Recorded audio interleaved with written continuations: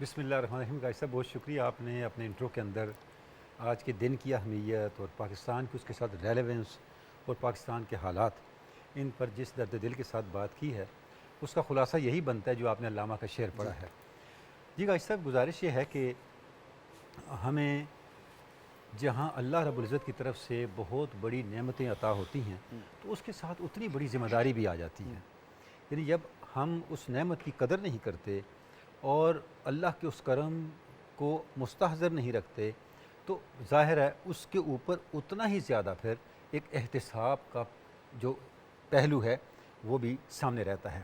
بلکہ میں تو کہتا ہوں جرموں کو معاف ہونا چاہیے. میں عرض کرنے کا غائشہ مقصد یہ ہے, اس سے بات ادھر ادھر ہو جائے گی, مقصد یہ ہے کہ جو اجتماعی غلطیاں ہیں ان کی معافی کبھی نہیں ہوتی. یعنی اجتماعی غلطیاں اپنے نتائج دے کے جاتی ہیں. ٹھیک. ہمارا المیہ یہ ہے کہ ہم نے اجتماعی سطح پہ جو کوتاہیاں ہم سے سرزد ہوئی ہیں انہی کا پھل آج ہم کھانا پڑ رہا ہے ہم کو, اور انہی کے نتائج آج ہم بھگت رہے ہیں. اور غائشہ صاحب ایک اور طرف ہمیں اشارہ کرنا بھی ضروری ہے اس موقع پہ کہ ہم نے جو ایک فضائل کا پہلو ہے, روحانیت کا ایک وہ پہلو جس کے اندر بجائے ہمارے اندر ایک ذمہ داری کا احساس پیدا ہو, بجائے اس کے اندر ہم بہت زیادہ ویجیلنٹ ہو جائیں, وہ پہلو ہمارا خاموش ہو گیا, وہ پہلو پس منظر میں چلا گیا, اور صرف ہم نے واقعات کو بیان کرنا, اسی پہ تکیہ کرنا اور اسی پہ جو ہے انحصار کرنا, یہاں تک ہم نے اپنے آپ کو محدود کر لیا. اچھا, اس کا نتیجہ آپ دیکھیں ہمارے پاس کیا ہوا. حالانکہ تاریخ اس بات کی گواہی دیتی ہے کہ جہاں بھی کہیں کوتاہیاں ہوئیں, آپ کے سامنے اسپین کی مثال موجود ہے, جہاں اجتماعی سطح پہ جب مسلمانوں نے غفلت کا مظاہرہ کیا تو اس کا نتیجہ کیا نکلا؟ سقوط بغداد, سقوط اسپین, پورے کا پورا سینٹرل ایشیا, یہ واحد مثال یہ ہے. بر صغیر اسپین کی واحد مثال ہے, وہاں من حیث الکل آپ کا نام مٹ گیا. کچھ افسر بلڈنگز بتاتی ہیں کہ وہاں کبھی مسلمان بھی ہوتے تھے.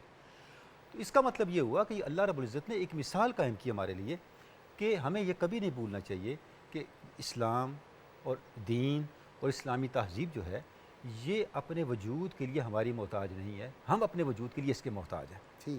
جس وقت بھی کبھی بھی ملت اسلامیہ کا کوئی حصہ اسلام کے بنیادی اصولوں سے انحراف کرے گا تو اسے اس کا خمیازہ بھگتنا ہوگا, اس کا انجام بھگتنا ہوگا, اس کے نتائج کو فیس کرنا ہوگا. جی گائز صاحب, جیسے ابھی ہم ڈسکس کر رہے تھے, آج کا دن جہاں اللہ رب العزت کی غیر معمولی کرم نوازیوں کا دن ہے, عطاؤں کا دن ہے, وہاں یہ سوچنے کا بھی دن ہے ہم کہاں کھڑے ہیں. پاکستان ہمارے بانیان کے کریکٹر کی طاقت سے بنا, ہمارے بانیان کے کریکٹر کی طاقت سے, کردار کی طاقت سے بنا, اور ہمارے کردار کی کمزوری سے تباہ ہوا. یہ ہماری پوری تاریخ ہے. پاکستان کی پوری تاریخ آپ ایک جملے میں بیان کر سکتے ہیں. آپ کے پاس کیا تھا؟ غائب صاحب, گاندھی نے کہا تھا پاکستان میری لاش پہ بنے گا.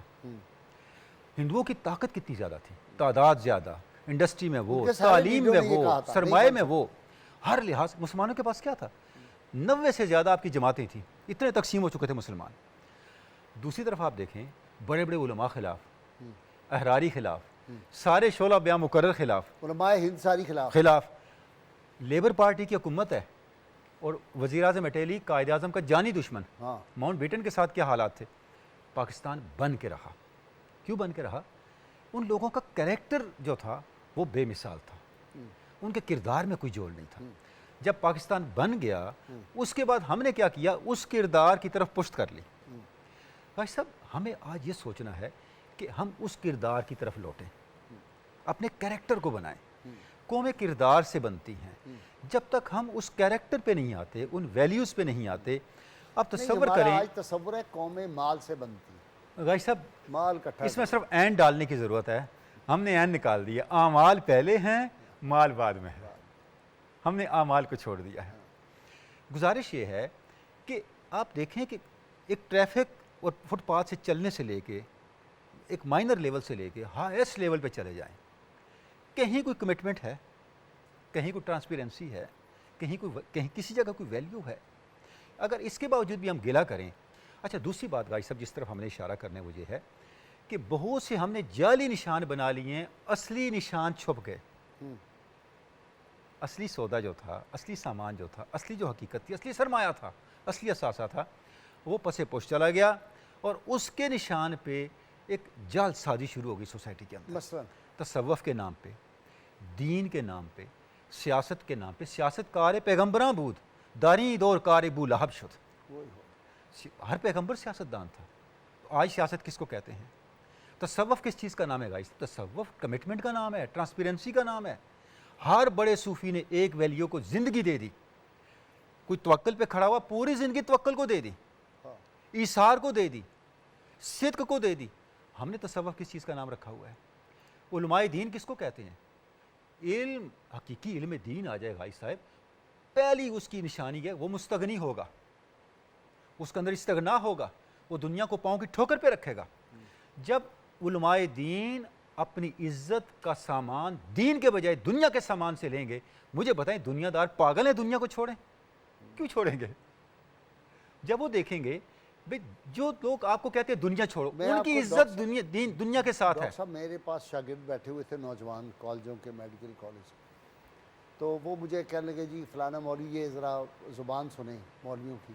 آپ کو معلوم ہے کہ کل ایک انڈیا کا مولوی جو ہے وہ نعوذ باللہ اعلیٰ حضرت فاضل بریلوی رحمۃ اللہ علیہ جو مولانا احمد رضا خان کے بارے میں جو غلیظ زبان وہ استعمال کر رہا تھا، نعوذ باللہ وہ لفظ بھی میں نہیں ادا کر سکتا، اور بوڑھا آدمی ہے اور آگے اس کے سینکڑوں لوگ بیٹھے ہوئے ہیں اور وہ ثابت کر رہا ہے کہ ان کا تو نسب ہی فلاں تھا، اس طرح کی باتیں بکواس کر رہا ہے. دوسری طرف ایک جو ہے وہ مولوی وہ گا کے کر رہا ہے، پگڑی باندھی ہوئی ہے، اور وہ گا رہا ہے کہ جن کی بچیاں بہنیں اسکولوں میں ٹیچر ہیں یا ڈاکٹر ہیں، جو بھی خواتین کہیں کام کرتی ہیں ادارے میں.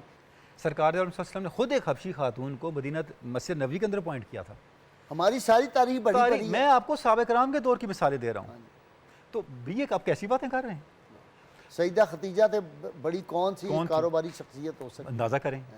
تو گزارش یہ ہے کہ یہ جو ہمارے یہاں مسائل شروع ہوئے، ہم توہمات میں چلے گئے، ہم حقائق سے دور ہو گئے، ہماری روایات ہم سے چھن گئی. شروع کہیں نہ کہیں سے ہم نے کرنا ہوگا. آپ ایک ویلیو کو دلیں. آج کی رات بڑی مقدس رات ہے، کم از کم 2 فیصلے تو آج رات ہم کر لیں. اگلی شب قدر تک ہم نے اس ویلیو پر، اس نیکی پہ قائم رہنا ہے، اس برائی سے دور ہونا ہے. ایک کام نہیں ہو سکتا کہ سرکاری لیول پہ یہ اعلان اوپر سے کر دیا جائے کہ آج یوم توبہ منایا جائے گا، سارے ملک کے لوگوں کو، ہم بھی اپنی خطائیوں غلطیوں کی توبہ کرتے ہیں اور سب لوگوں سے کہتے ہیں کہ آج رات مسلسل سارے توبہ کرو. اور بھائی صاحب ایک گناہ سے توبہ کر لیں، ایک کوتاہی سے توبہ کر لیں، سچ بولنا شروع کر دیں، ہانیسٹی لے لیں، اپنی کمٹمنٹ لے لیں، اپنے فرض کو ادا کرنا لے لیں. اور جتنے نقائص ہیں، ملاوٹ کا کیا حال ہے، ذخیرہ اندوزی کا کیا حال ہے، یعنی اب پمبا کجا گجا نہیں